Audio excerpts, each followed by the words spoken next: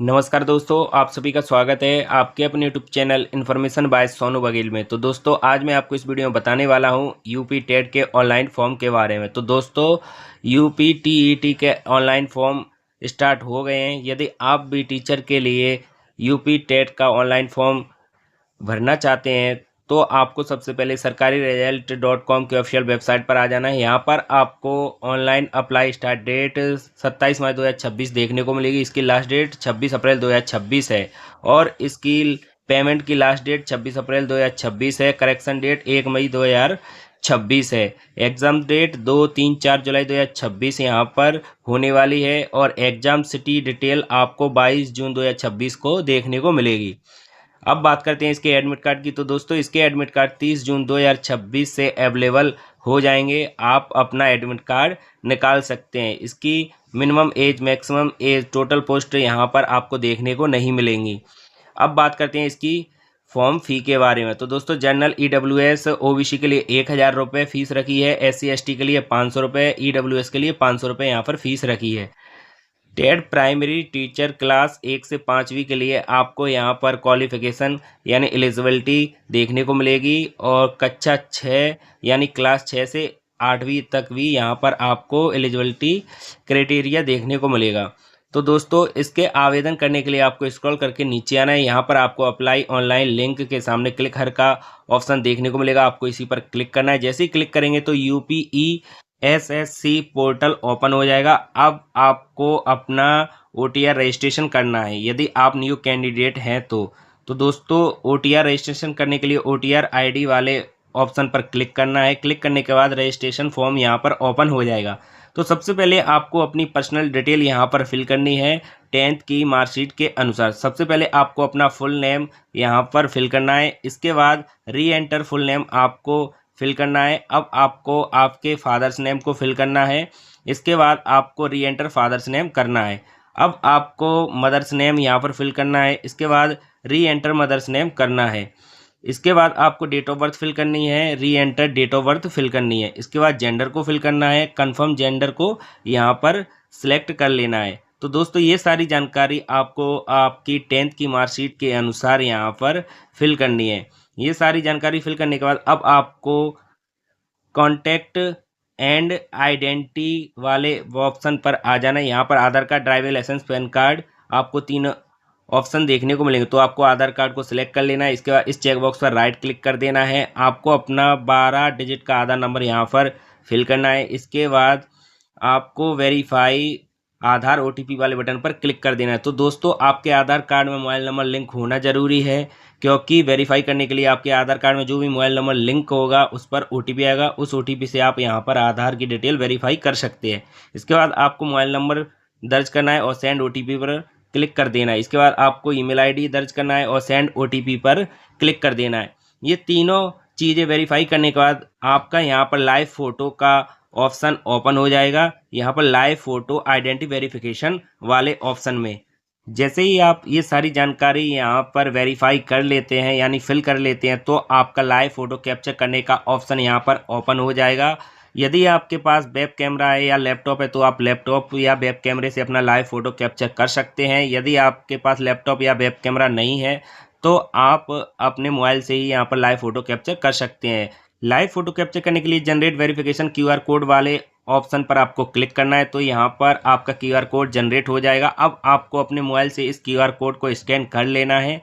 Scan करने के बाद अब आपको अपना लाइव फ़ोटो कैप्चर कर लेना है यानी आपको आपकी सेल्फी ले लेना है। जैसे ही आप अपने मोबाइल में फ़ोटो कैप्चर कर लेते हैं और सबमिट वेरीफाई कर लेते हैं तो आपका फ़ोटो ऑटोमेटिक आपके डेस्कटॉप में आ जाएगा। आपको कुछ भी नहीं करना है। जैसे ही आपका लाइव फ़ोटो यहाँ पर वेरीफाई हो जाएगा तो आपका लाइव फ़ोटो आपके डेस्कटॉप में आपको देखने को मिल जाएगा। इसके बाद आपको थर्ड वाले ऑप्शन पर आना है, सेट सिक्योरिटी वाले पर।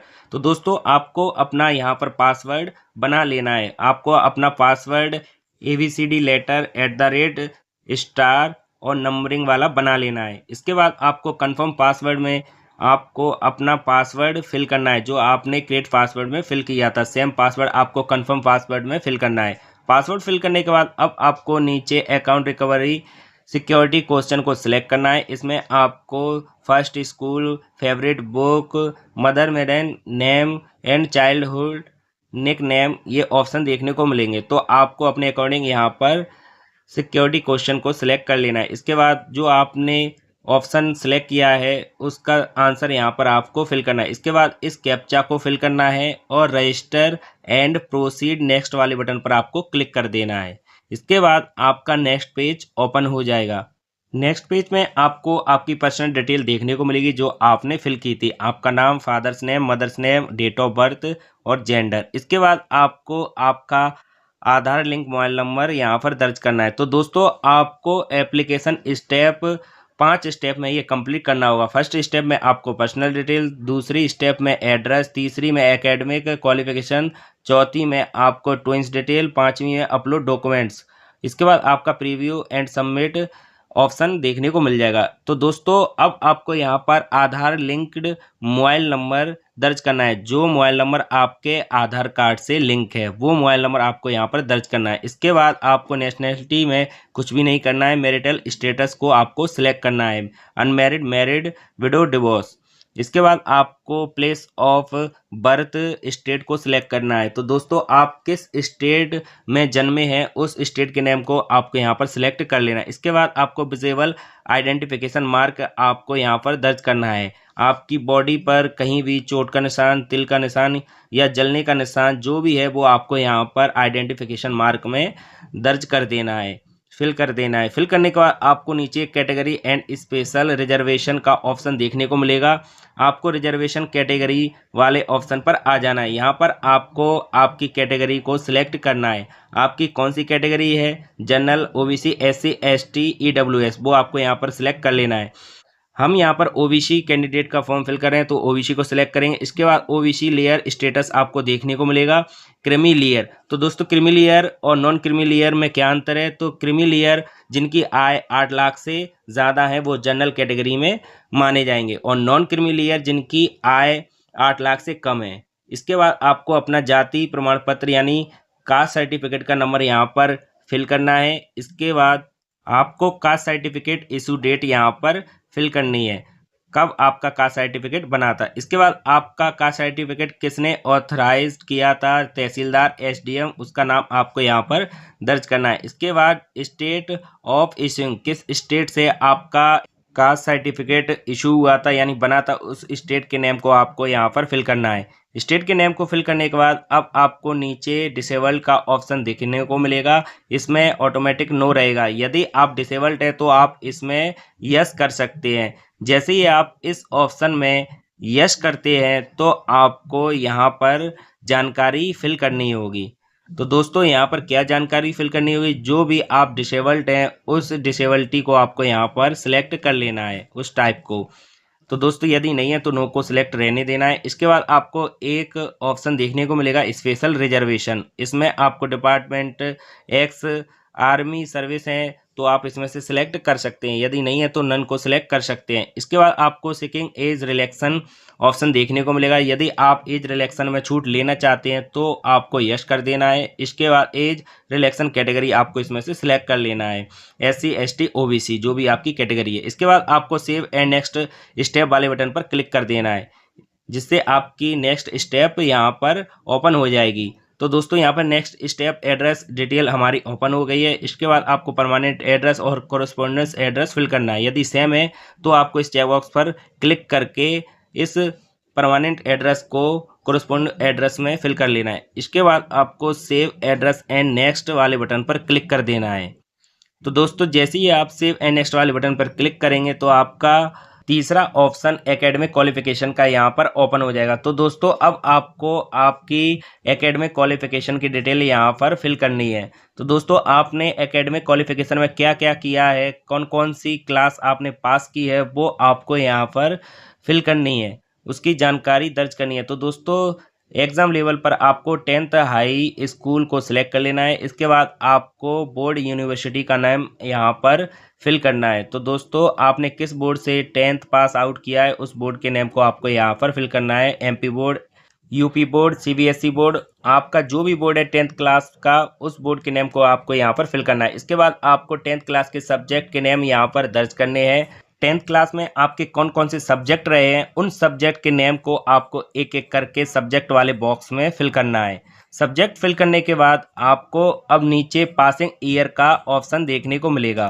तो दोस्तों, आपने कौन सी ईयर में 10th क्लास पास आउट की है, उस ईयर को आपको यहाँ पर पासिंग ईयर में फिल करना है। इसके बाद आपको 10th की मार्कशीट के रोल नंबर को यहाँ पर फिल करना है। इसके बाद 10th क्लास की मार्कशीट नंबर आपको यहाँ पर फिल करना है। अब आपको नीचे कितने मार्क्स आए हैं 10th क्लास में वो फिल करना है, कितने में से आए हैं वो फिल कर देना है। इसके बाद आपकी ऑटोमेटिक परसेंटेज यहाँ पर आ जाएगी। अब आपको ऐड एंट्री वाले बटन पर क्लिक करके आपको 10th की मार्कशीट की डिटेल यहाँ पर फिल करनी है। तो दोस्तों, आपकी 10th की मार्कशीट की डिटेल यहाँ पर फिल हो जाएगी, यानी ऐड हो जाएगी। इसके बाद आपको 12th की जानकारी यहाँ पर फिल करनी है। तो दोस्तों, ऐसे ही आपको 12th क्लास को फिल करना है, बोर्ड के नेम को फिल करना है, सब्जेक्ट नेम फिल करना है, सारी जानकारी फिल करना है। इसके बाद आपको ग्रेजुएशन की डिटेल ऐसे ही फिल करना है, सारी सेम प्रक्रिया है फिल करने की। इसके बाद आपको ट्रेनिंग क्वालिफिकेशन बीएड की जानकारी, पोस्ट ग्रेजुएशन की जानकारी फिल कर लेना है। ये सारी जानकारी आपको ऐड करने के बाद नीचे रिक्वायर्ड क्वालिफिकेशन में चारों ऑप्शन ग्रीन टिक होकर आ जाएंगे। इसके बाद आपको प्रोसीड नेक्स्ट वाले बटन पर क्लिक कर देना है। तो आपका नेक्स्ट स्टेप यहाँ पर ओपन हो जाएगा। यहाँ पर आपसे पूछा जाएगा यदि आप जुड़वा भाई बहन है तो यस करना है, नहीं तो नो को सिलेक्ट करके सेव एंड नेक्स्ट वाले बटन पर क्लिक कर देना है। इसके बाद आपका डॉक्यूमेंट अपलोड का 5वां ऑप्शन ओपन हो जाएगा। तो दोस्तों, यहाँ पर अब आपको आपके सारे डॉक्यूमेंट्स अपलोड करना है। इनका साइज 30 KB से 300 KB का होना चाहिए। तो दोस्तों, यहाँ पर सारे डॉक्यूमेंट्स के साइज दिए गए हैं, जेपीजी फॉर्मेट में अपलोड करना है या पीडीएफ में अपलोड करना है। तो दोस्तों, आपका फोटोग्राफ 30 KB से 300 KB के बीच का होना चाहिए, लाइट बैकग्राउंड होना चाहिए। ऐसे ही आपका सिग्नेचर 10 KB से 200 KB का होना चाहिए, जेपीजी फॉर्मेट में होना चाहिए। अब आपको नीचे फोटो आइडेंटिटी कार्ड में voter card, PAN card, driving licence, Aadhaar card, passport और बैंक की पासबुक विद फोटो यहाँ पर देखने को मिलेंगे। तो दोस्तों, आपको आधार कार्ड को यहाँ पर सिलेक्ट कर लेना है। इसके बाद आपको 10th की मार्कशीट को अपलोड करना है, जिसका साइज 50 KB से 500 KB का होना चाहिए, पीडीएफ फाइल में होना चाहिए। आधार कार्ड जैसे ही आप सिलेक्ट करेंगे तो आपको आईडी नंबर देखने को मिलेगा। तो आपको अपना आधार नंबर यहाँ पर फिल कर देना है और आधार कार्ड को यहाँ पर अपलोड कर देना है। अपलोड करने के बाद आपको 10th की मार्कशीट के बाद 12th की मार्कशीट यहाँ पर अपलोड करनी है, ग्रेजुएशन की मार्कशीट अपलोड करनी है। इनका साइज सेम रहेगा, 50 KB से 500 KB का होना चाहिए, पीडीएफ फाइल में होना चाहिए। इसके बाद दोस्तों, आपको हैंड डिक्लेरेशन यानी हस्तलिखित घोषणा देखने को मिलेगी हिंदी और इंग्लिश में। आप जैसे भी यहाँ पर लिखना चाहते हैं और उसे अपलोड कर देना है जेपीजी फाइल में, 50 KB से 500 KB का होना चाहिए। इसके बाद दोस्तों, आपको ट्रेनिंग सर्टिफिकेट यहाँ पर अपलोड करना है, बीएड की मार्कशीट आपको यहाँ पर अपलोड कर देनी है, 50 KB से 500 KB का होना चाहिए, पीडीएफ फाइल होना चाहिए। इसके बाद दोस्तों, आपको कास्ट सर्टिफिकेट अपलोड करना है। इसके बाद एज रिलैक्सेशन सर्टिफिकेट आपको यहाँ पर अपलोड कर देना है, यानी कास्ट सर्टिफिकेट आपको अपलोड कर देना है। इनका भी साइज सेम रहेगा, 50 KB से 500 KB का होना चाहिए, पीडीएफ फाइल का होना चाहिए। तो दोस्तों, जैसे ही आप ये सारे डॉक्यूमेंट्स अपलोड कर लेते हैं तो आपको कुछ ऐसा डैशबोर्ड देखने को मिलेगा। यदि आप इन डॉक्यूमेंट्स को देखना चाहते हैं तो व्यू फाइल वाले ऑप्शन पर क्लिक करके आप अपने डॉक्यूमेंट्स यहाँ पर एक एक करके चेक कर सकते हैं कि आपने सही से डॉक्यूमेंट्स अपलोड किए हैं या नहीं। इसके बाद दोस्तों, आपको proceed to preview and submit वाले बटन पर क्लिक कर देना है। यहाँ पर आपका ओटीआर प्रोफाइल प्रीव्यू देखने को मिलेगा, इसे चेक कर लेना है। इसके बाद आपको इस चेक बॉक्स पर टिक करना है और कंप्लीट ओटीआर प्रोफाइल वाले बटन पर क्लिक कर देना है। तो दोस्तों, आपका ओटीआर यहाँ पर सक्सेसफुली कंप्लीट हो जाएगा। इसके बाद आपको एग्जामिनेशन के लिए अप्लाई नाउ वाले बटन पर क्लिक कर देना है। तो दोस्तों, यहाँ पर अप्लाई में आपको 2 ऑप्शन देखने को मिलेंगे, फर्स्ट पेपर, सेकंड पेपर। आप जो भी पेपर यहाँ पर सिलेक्ट करना चाहते हैं वो आप अपनी क्वालिफिकेशन के अनुसार यहाँ पर सिलेक्ट कर सकते हैं। यदि आप दोनों सिलेक्ट करना चाहते हैं तो बोथ पर क्लिक करके दोनों सिलेक्ट कर सकते हैं। इसके बाद दोस्तों, आपको सब्जेक्ट को सिलेक्ट करना है। सब्जेक्ट सेलेक्ट करने के बाद अब आपको नीचे are you working as a government teacher, यदि आप गवर्नमेंट टीचर हैं तो यस करना है, नहीं तो नो को सिलेक्ट कर देना है। इसके बाद आपको दोस्तों नीचे काफ़ी सारे ऑप्शन देखने को मिलेंगे। आपको इनमें से अपनी योग्यता के अनुसार यानी एलिजिबिलिटी के अनुसार ऑप्शन को सिलेक्ट करना है। यदि आपके पास बीएड है तो आपको यहाँ पर कक्षा 6 से 8वीं क्लास के लिए ऑप्शन देखने को मिलेंगे। यदि आपके पास डीएलएड है तो आपको कक्षा 1 से 5वीं सिलेक्ट करनी होगी। तो दोस्तों इसके बाद आपने जो भी क्वालिफिकेशन किया है बीएड डीएड उसकी जानकारी आपको यहाँ पर नीचे फिल करनी है। बोर्ड के नेम या यूनिवर्सिटी के नेम को आपको यहाँ पर फिल करना है, किस यूनिवर्सिटी से आपने बीएड या डीएलएड किया है। इसके बाद दोस्तों आपको क्वालिफिकेशन स्टेटस पर आना है, पास अपेयरिंग आपको सिलेक्ट करना है। आपने कब पास किया था उस ईयर और मंथ और डेट को यहाँ पर सिलेक्ट कर लेना है। इसके बाद आपको कितने मार्क्स आए थे वो मार्क्स डालना है, कितने में से आए थे वो डाल देना है। तो यहाँ पर ऑटोमेटिक परसेंटेज आ जाएगी। अब आपको नीचे फर्स्ट लैंग्वेज ऑटोमेटिक यहाँ पर फिल होकर आएगी, सेकंड लैंग्वेज आपको इनमें से चूज़ कर लेना है। इसके बाद सेव एंड नेक्स्ट वाले बटन पर क्लिक कर देना है। अब आपने शिक्षा शास्त्र में बीएड किया था उसकी मार्कशीट को आपको यहाँ पर अपलोड कर देना है। 50 केबी से 500 केबी का होना चाहिए, पीडीएफ फाइल होनी चाहिए। पीडीएफ फाइल अपलोड करने के बाद आपको यहाँ पर अपलोड का बटन ओपन हो जाएगा यानी शो हो जाएगा। इसके बाद आपको अपलोड वाले बटन पर क्लिक करके इसे अपलोड कर देना है। व्यू फाइल पर क्लिक करके इसे चेक कर लेना है। इसके बाद आपको प्रोसीड टू प्रीव्यू वाले बटन पर क्लिक कर देना है। तो दोस्तों आपके फॉर्म का यहाँ पर प्रीव्यू ओपन हो जाएगा, आपको इस प्रीव्यू को चेक कर लेना है। इसके बाद आपको इस चेक बॉक्स पर क्लिक करना है, confirm and proceed to payment वाले बटन पर क्लिक कर देना है। तो दोस्तों यहाँ पर आपको पेमेंट के लिए दो मोड देखने को मिलेंगे, आईसीआईसीआई, एसबीआई। तो आप जिस भी बैंक से अपना पेमेंट करना चाहते हैं उस मोड को सिलेक्ट करके पेमेंट कर सकते हैं। तो दोस्तों यहाँ पर मैंने आपको कंप्लीट सारी जानकारी सिंपल तरीके से बता दी है कि कैसे आप अपना यूपी टेट का फॉर्म फिल कर सकते हैं। यदि मेरे द्वारा दी गई जानकारी अच्छी लगे तो मेरे चैनल को सब्सक्राइब कीजिए और मेरी वीडियो को लाइक कीजिए।